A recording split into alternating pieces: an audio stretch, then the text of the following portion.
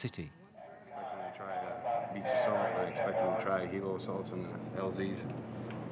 And that's why we got the squad back here to cover this. Do you think your forces have a chance? I think we have a chance. We always have a chance, sure. The remaining opposition forces move into position and wait for the Marine assault. What do you think of this exercise? I think it needs to be done because it's basically the war of the future. No, that's what's upcoming because of the past events, the past battles that we've had, are mostly urban environments. Are you expecting to win this engagement? Oh, hell yeah, by far. Why do you think you win? We did this last time. Last time they put us out in the woods because we were winning too much.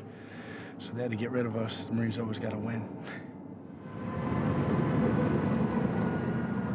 The Marines arrived and the fighting began.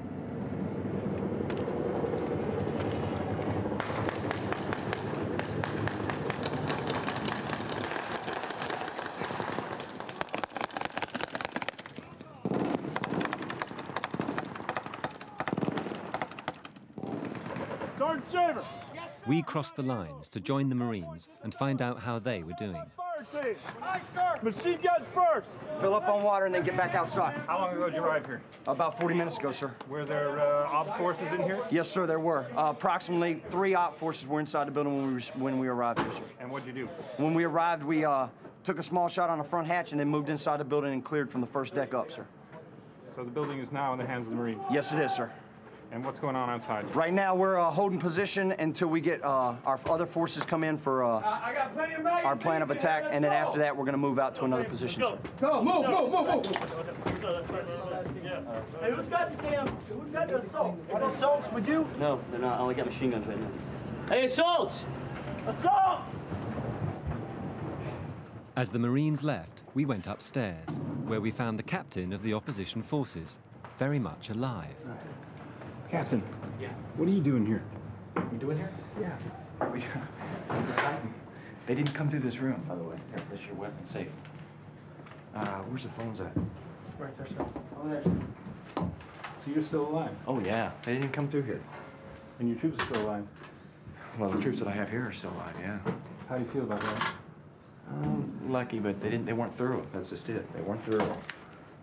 So, like any good guerrilla commander, he called in artillery strikes on the Marine armored vehicles just outside. Assess an appropriate number of casualties inside, since you had your hatches open, and you'd be getting bomblets, a few bomblets probably flying in. As the Marines count casualties, the experiment's coordinators take stock. There's probably about a squad of the bad guys left. The only real weapons they have to fight back with at this time are their artillery. What about the captain in charge of the opposition forces? He's still alive. Are you surprised? Not necessarily surprised. That's a large area, a lot of buildings, a lot of rooms. It's going to be difficult to clear. It's an uncomfortable truth. There's no substitute for good soldiering. For some time yet, it seems urban warfare is likely to pose problems that science alone cannot solve.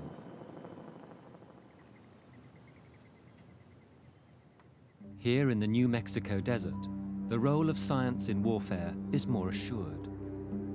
Among the sagebrush and behind wire fences, weapons scientists are busy keeping America's nuclear stockpile in perfect working order. The United States has signed treaties saying it won't make any new explosive packages at the core of nuclear weapons. But at the Sandia National Laboratory, they're free to modify and upgrade the other 6,000-odd parts in each warhead and bomb. It's part of the Stockpile Stewardship Program, with a budget of more than $4 billion a year. There isn't any weapon in the stockpile that doesn't have something that's in the process of being changed. A manual, a part, a piece, or that isn't on the schedule to have something changed. One group of people would believe that this is a violation of the intent of the Test Ban Treaty. Frankly, the intent of the Test Ban Treaty was to stop qualitative improvements in nuclear explosives. So at Sandia today, they're tailoring nuclear weapons for new roles. Already, the B-61 bomb, which used to explode on impact, has been modified to penetrate underground bunkers. the scientists insist that this is allowed. Under no circumstances do we or do the official policies of the government recognize that in the current status that our ability to modify the weapons to increase their reliability, their safety, their use control or security, to allow its adaptation to be modern and to fit the needs of the military. None of these things are either prohibited or even assumed to be prohibited in the sense of the policies of the United States. The stockpile program is important in another way, too. Unfortunately, people age, they get older, and eventually they leave. And so we have to replace old people with new people. As it turns out, the stewardship program becomes an indispensable element of attracting some subset of the best and brightest minds.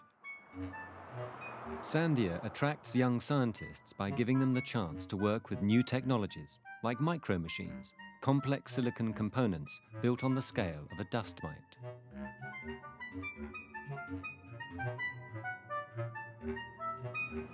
I think that the first challenge that we face in being a nuclear weapons laboratory is how do you create a burning desire on the part of brilliant young scientists in the country to come to Sandia and to work on weapons.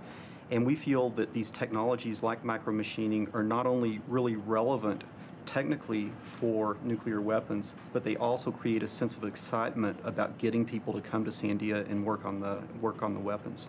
How do you feel about working on nuclear weapons? It hasn't really bothered me at all. It's an area that's interesting. I guess one view is that the U.S. Has always viewed this as kind of just a, how do I want to say, kind of in a benign position, just a preventative position to have nuclear weapons. And they've never used it offensively, and so I do not see a problem. I think this is leading edge technology that's going to be around for decades. And for nuclear weapons, I think the role that we play here is vital, and I'm glad to be part of it. In order to arm the weapon, you'd need to pop up a mirror that would complete a optical fire chain. It works very similar to the traditional macro component, only it's microscopic in dimensions. What you can see here, if you look at them, it's kind of hard to see, are one of these locking type mechanisms.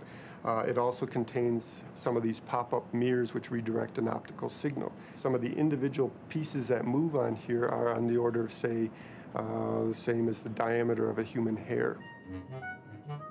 All of which means more space in the warheads for new devices to tailor more precisely what the weapons will do. But will the new components work when the bombs explode? That's what nuclear testing was for. Today, the tests have been replaced in part by this machine, which costs over $5 billion. This is the Z accelerator.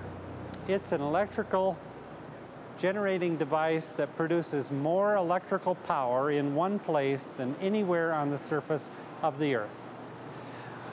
The way it works is that we store energy we get from the Albuquerque electric power grid in a set of capacitors over a period of 2 minutes. When we release that energy, it comes out in the time scale of 1 microsecond, and the power is amplified by a factor of 100 million. Then on this side, where we have water as an insulator, we compress that pulse another factor of 10 to the point that we have an electrical source of energy that exceeds 50 trillion watts of electrical power, and it occurs over a time scale of 100 billionths of a second. Now, if you could picture all of the electrical power in the world on the surface of the Earth being used at any time in all of the factories, every electric motor, all of the automobiles, all of the airplanes, you would find that we have significantly more electrical power for the brief instant of time in this machine than everything else put together. That power occurs in the space of only 1 millimeter and a time scale of 1